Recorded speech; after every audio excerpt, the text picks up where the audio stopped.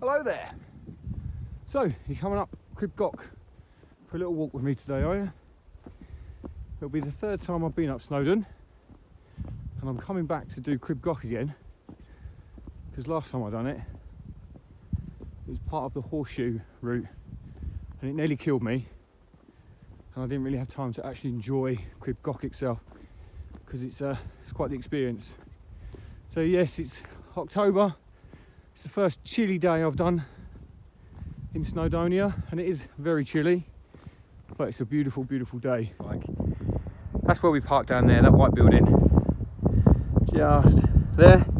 It's Penway Pass. This road, I think it's the Liberian Pass, Liberia, something like that. But it's just so, so beautiful. That looks right out across there. So yeah, about halfway.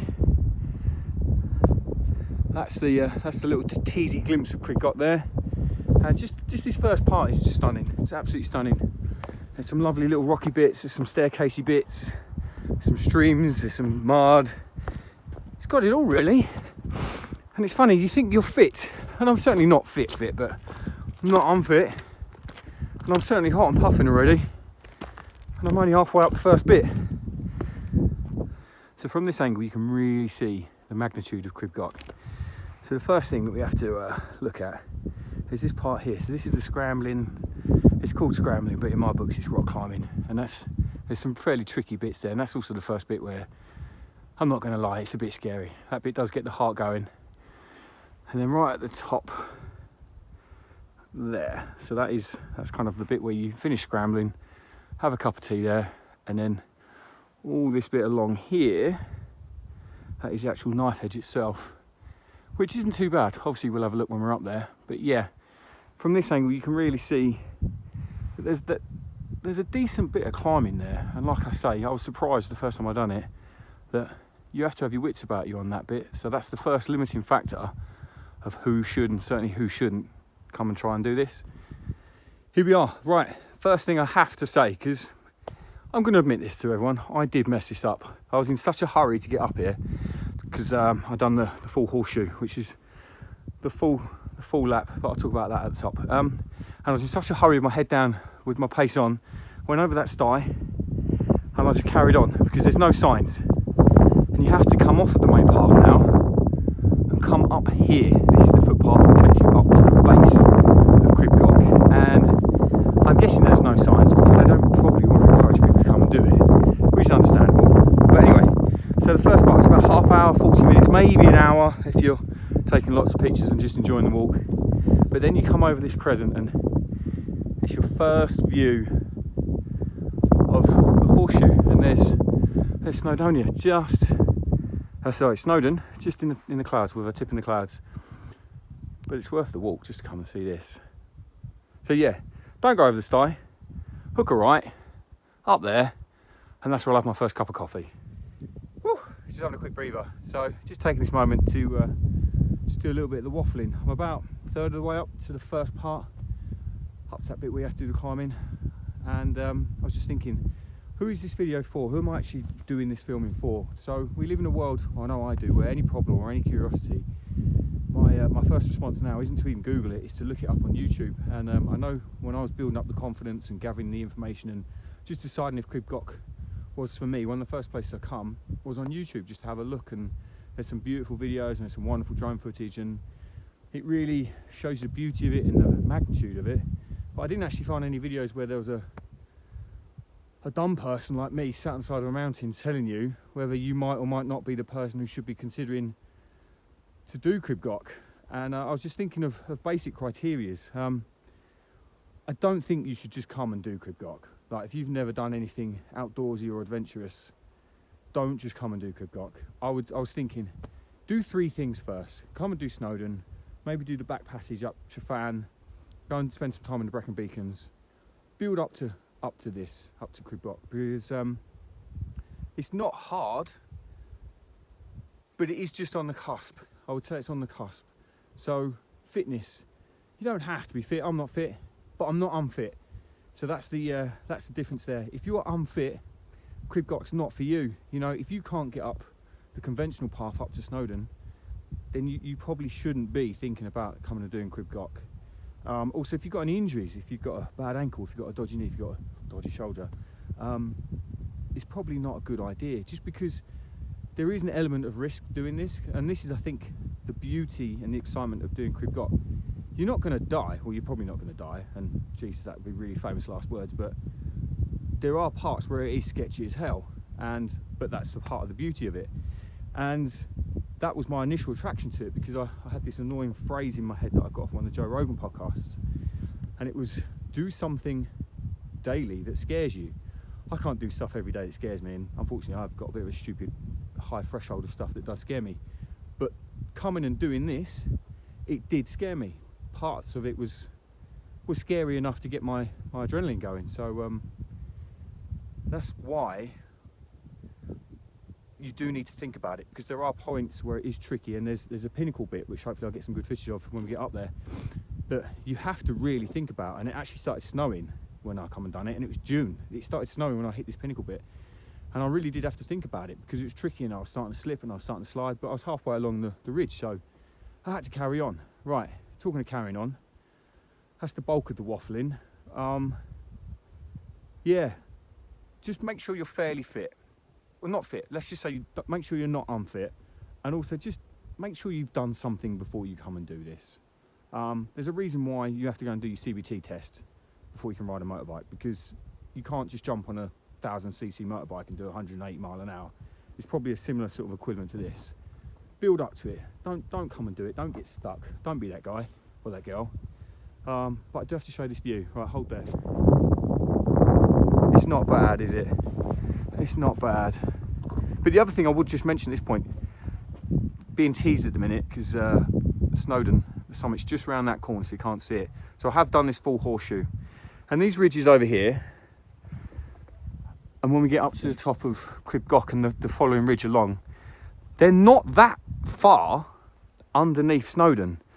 So coming up and doing Crib Goch, if say you just come up and do this, I thought I was under the illusion that coming to doing Crib Goch was just like an easy part. Well, not an easy part, but a bit before you get to Snowdon. But the truth is, it's almost as high as Snowdon, and it's tricky just to get to the top of the starting point of the ridge, you know. So there, I can't remember off the top of my head, but these are all 1,000-metre summits. You know, that's a high mountain over here. This is a high mountain, and you realise that as you're trying to get up it. It's one of those annoying mountains that just keeps growing and growing and growing, and you never get anywhere. So I've only been going a few minutes, and already I'm at a bit that I just wanted to point out. So this is what I'm talking about, okay? There's nothing hard about this, but if you've never done something like this, you know, it's probably 40 foot now, a 40 foot scramble up to that next ridge.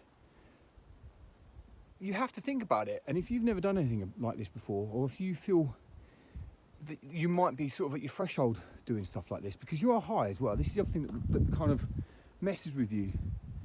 We're probably 400 or 500 metres up in the air now, so if you're on what looks like an edge, even though you're not, it does mess with you a little bit here. So I just wanted to point this out, that this is the sort of thing I'm talking about. If you're not comfortable doing this, you could get to this point and think, no, it's not for me. Where this is where it starts to get fun now. Right, I'll see you in the next bit. You can just about see as well, looking down there, the conventional path, the normal path that people will take up to Snowdon, the pig track. And yeah, funnily enough, there's no one coming up this way. I guess that's the way normal people go, along that path down the bottom there. And then this is the way that people go who have got a mental illness. So let's get cracking. I'm gonna have a cup of coffee.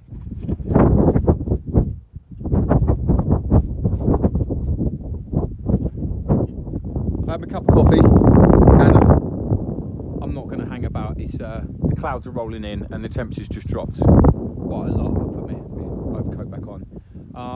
Yeah, so I don't know how much filming I'm going to have to do on this bit, because it does get a bit tricky, and I don't want to drop my camera or do anything stupid like that, or like fall off and die. So I'm now at the stack at the very top of that cliff, and I'll spin you around in a minute, but I'm now looking at as much as I can see of the ridge. And yeah, if this is on your list to do, come and do it. So long as you meet those sensible criteria that we spoke about earlier.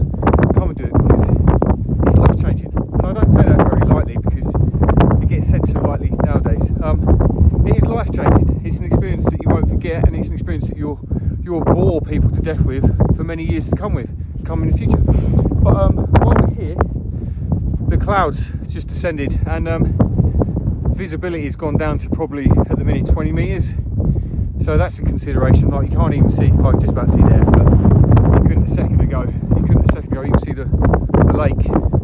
So you do have to watch out for that. And I did check the weather in advance, and today is the better of the 2 days that I'm in Snowdonia, and that's why I'm here. But keep an eye on the weather, because I mean, you can't even see it now. When I've done the horseshoe earlier on in the year, visibility dropped around 10 meters, and that was a problem. That really was a problem up here, all by myself, 1,000-meter elevation, and literally have to go step by step, and that's why it took so long to get all the way around.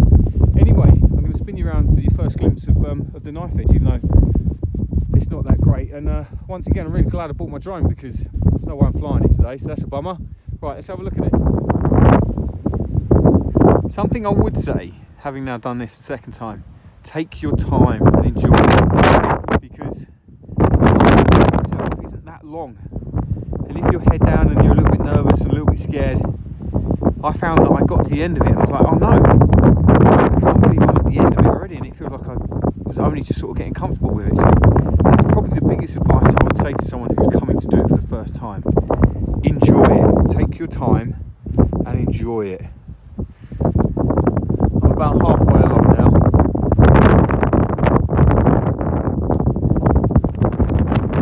So I think I used that word earlier, gnarly, but it is the only way to describe this experience. You know, I can already feel the adrenaline is kicking in, my heart rate's definitely increased. But it's for a good reason, you know. Look, that's pretty much a sheer drop down there, and we're at nearly 1,000 meters. But it's definitely gnarly.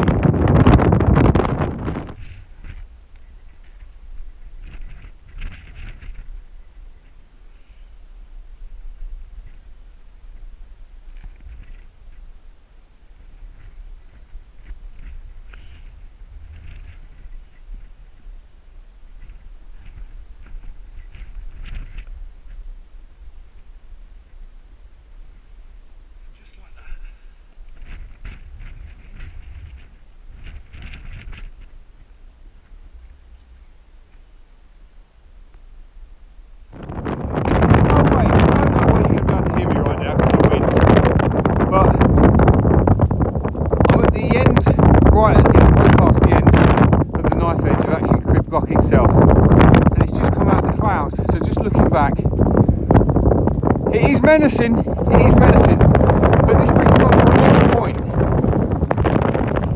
This path does form half of the horseshoe. There's the other half, and we're on, if you imagine that Snowdon, which still is in the clouds, that's in the centre point. This is all part of the horseshoe. And the weird misconception that I had from when I done this the first time was, you do the ridge, boom, you drop down, and you're at the summit of Snowdon. It's very, very, very, very not like that. Some really good English there.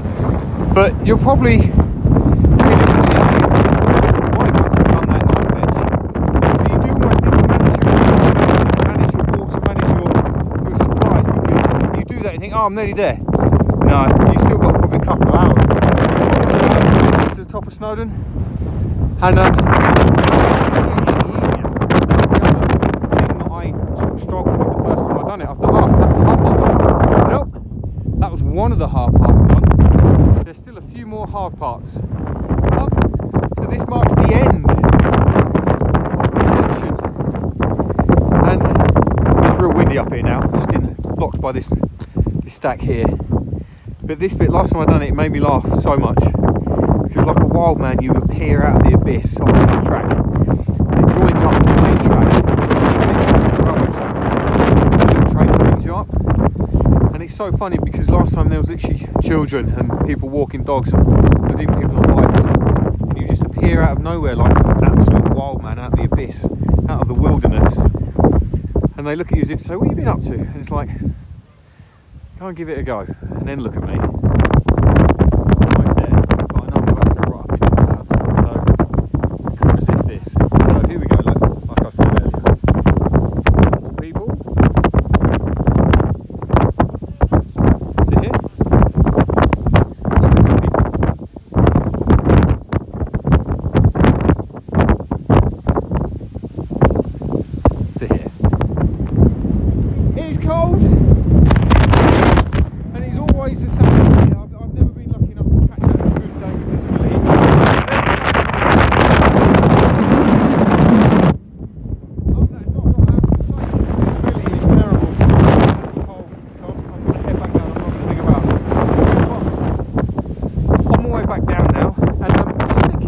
So it's just as a note, like as a point, if you're planning on coming and doing this, I would suggest trying to be a bit sneaky, because it's a Tuesday in October, it's cold, and there's probably 100 people coming up there. So, and obviously there's nothing wrong with it, I think it's brilliant, but every time I come here, it is noticeably busier and busier and busier.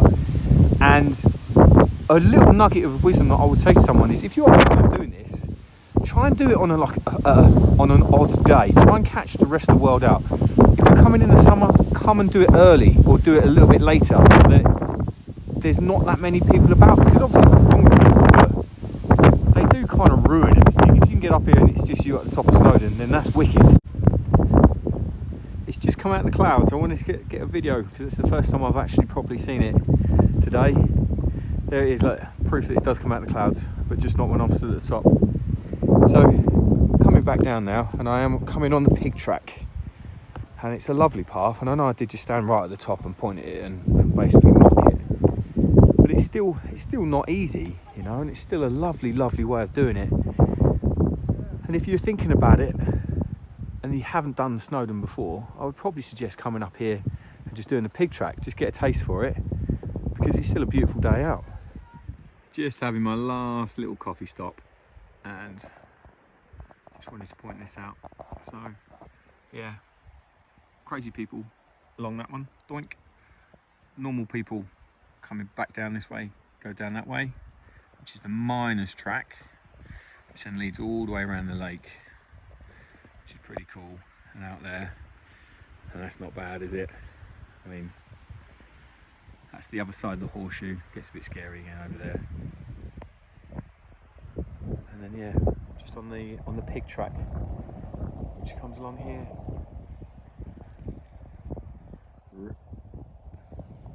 Along there, and then the gate, the sty. We are back at the sty. So remember, if you get to the sty and you go over the sty, you've already messed up. And take that from someone who has done that, because that made a long day, probably an hour and a half longer. So yes, if you get to there, you have to turn right. Do not be going over that sty. So, last couple of little bits I wanted to talk about. Oh, before we go, look, there's the last glimpse of Snowdon. And I was just looking, there are actually a couple of people who just got to the ridge of Crib Goch. So I'm not going to say you need X amount of water, you need X amount of food, X amount of medical stuff, X amount of kit. One thing you do need is boots. You definitely need boots, and that's coming from a guy, the classic guy, who I am, who's always been like, nah, you don't need boots, you do that in training, you'll be fine. What are you worrying about? For Crib Goch, you definitely do need boots. Definitely 100% need boots. That's the one thing you definitely need, on top of everything else that you would have already thought about to even be at that point of comprehending going up Crib Goch. Boots, just because it's sharp. Every stone, every rock, every edge is sharp up there, and it would absolutely tear trainers to pieces. And trust me, like I say, I am that guy that will go, nah, I'll just wear trainers, don't worry about it. If you're doing Crib Goch, you need boots. And one thing I would say, Sports Direct, these were like £44 from Sports Direct, and they're amazing. I've done loads of trips in these now, and they're good as gold. Same with bags, you obviously need a bag to get up there. Sports Direct, it stocks Carrymore stuff, which not that many years ago was like premium bits and pieces. So yeah, and then the only other thing that I did just want to briefly talk about, which I'm sure, again, if you're at this point and you're watching this video, you would have already thought about, is just there's so many different ways you can get up there. And the minute you cross this fence here and you head up to Crib Goch, there's no fence, there's no signs, there's no ropes, there's no chains like there are in other places that you use to climb up, there's no safety harnesses, there's no crash helmets. If you're stupid enough to go up there, it's kind of on you at that point. And that was one of the things that I couldn't believe, because there's no footpath either. Once you get over that gate, oh no, sorry, over that fence, there's no footpath, it's on you. You've got to navigate your way up there. There's a couple of cans, there's a couple of markers, and some places you can see where other people have walked, and there is a bit of a logical footpath. But yeah, it's all on you, and I think that's part of the beauty, that's part of the glamour. Because if you haven't got your wits about you, you're not going to do it. You're just not going to do it. You're not going to get up, and you're certainly not going to get down. But what I would just say is, up there, take a deep breath. get to a point and go, oh, that looks a bit tricky, take a deep breath, because you might have just missed an easier route. And even today, so it's the second time I've done it, and I would get to the end of that section and be like, oh, right there in front of me, look, there's an obvious footpath that other people have taken, and it would have meant I didn't have to spend that 10 minutes climbing over that boulder, where I could have just walked around it. If I'd have spent 30 more seconds having that deeper breath and gone, hang on, there's a footpath there. Why am I going to go over the boulder when I go over the footpath? So yeah, just take a deep breath and think about it, because it will save you a lot in the long run if you can navigate the easiest way. Anyway, nearly back at Penny Pass, and that's when I just want to talk about the car park. Hey, in the background there, the white building. It's Penny Pass car park, that's where the van is. So that's right back at the beginning. So I did just want to spend a couple more minutes talking about that. So for me, it's the only option to park if you're going to come and do this. Because, in fact, I'm going to sit down because I don't want to fall over. Because if you're coming all this way, park there. My advice is to park there. There's a couple of things. The people there aren't very friendly. In fact, they're not friendly, and they're not particularly helpful. But I understand that. They're busy. They've got cars coming in and out. They've got cars coming and going. They've got people trying to give them hassle all day long. So I get that. But don't get here and expect them to be friendly, because a couple of times I've used this car park, they're not that warm. And it's 20 quid. I've seen it. I think you can be like as much as 40 quid in the hot summer for a full day. If you're doing a horseshoe, you need that full day. But what I would say is, my logic to parking there is, you can park other places. You can park further down the hill, and it's pay as you go sort of thing, and it's 50p an hour or whatever it is. But it still means you've got to walk a mile to Penway Pass, and at the end of it now, you'd still then have to walk a mile back to your car or your van. And if fitness is going to be one of your limiting factors, you don't want to be walking a mile on top of what you've got to do. And you certainly don't want to get to this point now if you're absolutely blowing and go, oh, I've still got to walk another mile back to the car, because that's deadly. That is deadly. And trust me, when I done the full horseshoe earlier on in the year, I was at my limits, and the thought of getting back here and then having another mile to walk, I think that would have made me cry. So yeah, you can catch a bus, and again, if you're coming to do this is a big thing. Spend that 20 quid on the car park. Don't do this now and then be like, right, I've finished. I've got to sit and wait 45 minutes for the next bus, because I think that's the intervals that they come past. Like, I couldn't imagine anything worse than doing the horseshoe and then having to sit there for 45 minutes, freezing cold, soaking wet, waiting for a bus. That's just going to ruin a good day. So yeah, my advice is, come and park at Penway Pass, but book it. You can't just turn up. That's the other thing, and I think that's why I got the feeling that they're not that very warm. You have to book it in advance, because if you haven't booked, you can't turn up and sweet talk the guy. Trust me, you can't sweet talk him, he's not having it. So book it in advance. It's 20 quid, swallow it. That's a round of beers that you've just got to dodge at some point and cover it, because it's part of it. If you're coming to do this, it's all part of it. It's 20 quid. Yeah, park there. And if you've watched this and actually taken anything from it and you're going to come and do it, let me know. Like, that'd be really cool if I've inspired someone, or equally so, if someone has watched this and gone, Jesus, I don't want to do that, let us know. But if you have watched it and you don't want to do it, just do the pig track. Thanks for watching. I had hoped this was going to be like a 5-minute video, but I've waffled on quite a lot. So thanks for watching. Have a lovely day.